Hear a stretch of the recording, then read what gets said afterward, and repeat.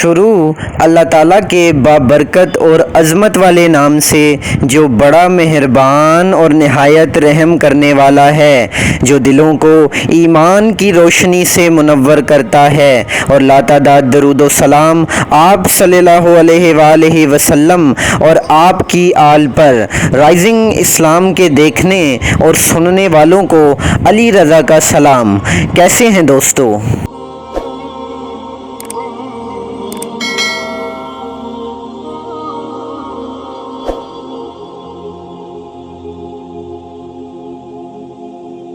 دوستو، پورے مصر میں چھوٹی چھوٹی آزاد قبائلی ریاستیں تھیں اور ہر ریاست کا اپنا الگ سربراہ ہوتا تھا اور اپنے اپنے دیوی دیوتا۔ ماہر بشریات فریزر لکھتا ہے، ٹوٹم وہ مادی اشیاء تھیں جن کو وحشی انسان بڑے ادب و احترام سے دیکھتا ہے اور یہ یقین کرتا ہے کہ اس میں اور اس مخصوص شے کے درمیان ایک دوستانہ رابطہ ہوتا ہے۔ مثلا کسی پرانی قوم کا ٹوٹم مور ہوتا تھا، کسی کا خرگوش، کسی کا گھڑیال، کسی کا بیل، کسی کا باز، کسی کا ہرن، کسی کا دریائی گھوڑا، کسی کا کتا، کسی کا سانپ، کسی کا بچھو، کسی کا گائے، کسی کا بھیڑیا، کسی کا گینڈا اور کسی کا شیر۔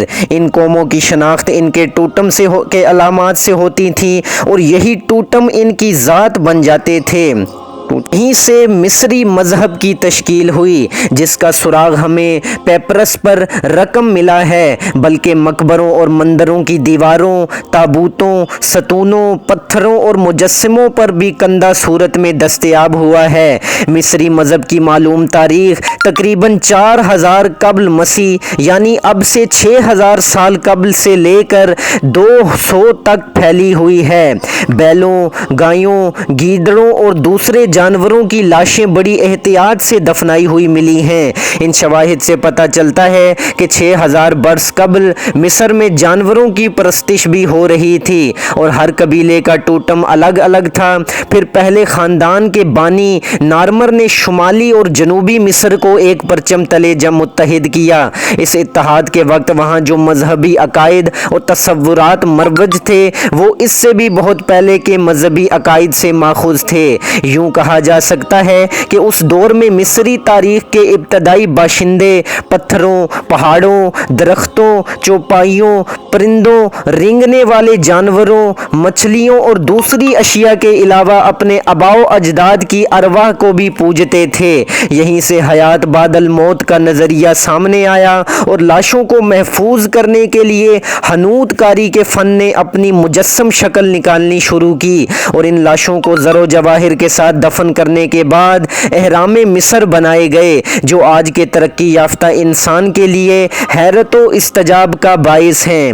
دوستو، مصر کی ابتدائی سلطنتیں شہری ریاستوں پر مبنی نہیں تھیں، بلکہ اپنے اپنے قبیلے کے سربراہ اس مملکت کے بادشاہ تھے اور یہ ریاستیں زرعی مارکیٹ پر مبنی ہوتی تھیں، جہاں پر کسانوں اور تاجروں کے گروہ رہا کرتے تھے اور آپس میں تجارتی مفادات کے باعث چپکلش بھی ہوا کرتی تھی، اور زیادہ تر وہی شخص طاقتور ہوتا تھا جو بہت بڑا زمیندار ہوتا تھا۔ دوستو، 3200 قبل مسیح سے پہلے کے بالائی و زیریں مصر کے بادشاہوں کے بارے میں ہمارے پاس کم معلومات ہیں، تاہم یہ وہ دور تھا جب مصریوں نے تحریری ریکارڈ رکھنا شروع کیا تھا۔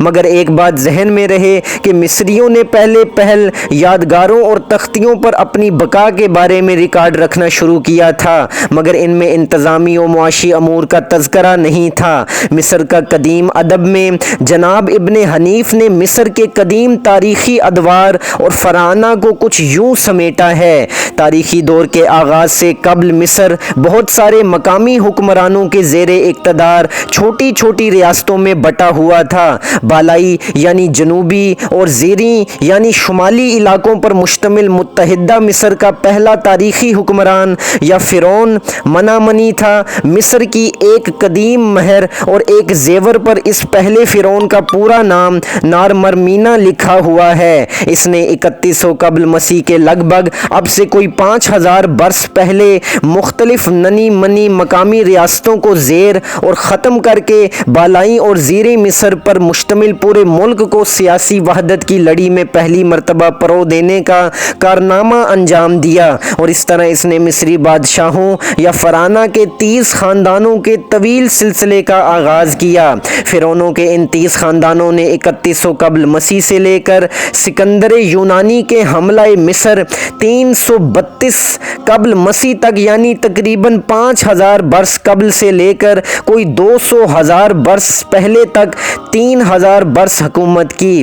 پہلے فرعون مینا کو مصریوں نے نارمر، ہور نارمر اور نارمرزا بھی کہا۔ یونانیوں اور رومیوں نے مصری نام مینا کو منمنز، منس، منیاس اور منرس وغیرہ ناموں سے پکارا۔ بہرحال مصری تاریخ میں متحدہ مصر اور فراعنہ کے پہلے خاندان کی بنیاد رکھتے ہوئے مینا نے فرعونوں کے 30 خاندانوں کے طویل سلسلے کا آغاز کیا، اور بالآخر یہ سلسلہ سکندر اعظم کی کامران تلوار کی وجہ سے ختم ہوا۔ مختلف قدیم تمدنی ادوار کی روح سے مصری تاریخ کی تقسیم اس طرح کی جا سکتی ہے۔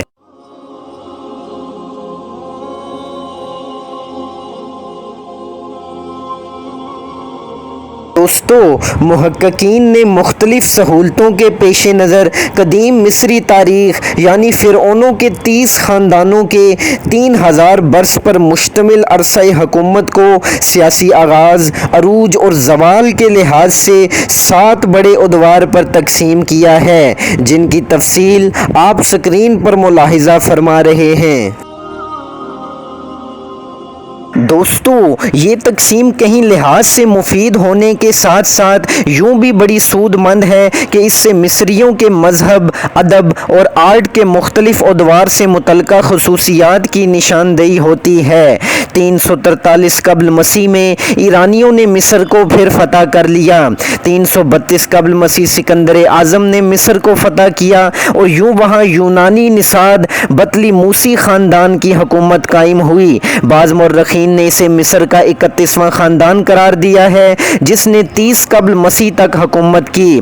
کلوپترا اسی یونانی بطلی موسی خاندان کی ملکہ تھی۔ دوستو، کلوپترا کے زمانے میں مصر روم، اٹلی کے قبضے میں چلا گیا۔ رومیوں کے بعد وہاں حضرت عمر کے دور میں مسلمانوں کی حکومت قائم ہو گئی۔ فن تحریر، ادب، آرٹ اور مصوری کی ایجاد، تخلیق، ارتقاء اور عروج کے لحاظ سے مصری تاریخ کے دور قدیم یا طنی عہد، قدیم بادشاہت، پہلے دور انتشار یا زوال، وسطی بادشاہت، دوسرے دور انتشار یا زوال اور جدید شہنشاہیت کو نمایاں حیثیت حاصل ہے۔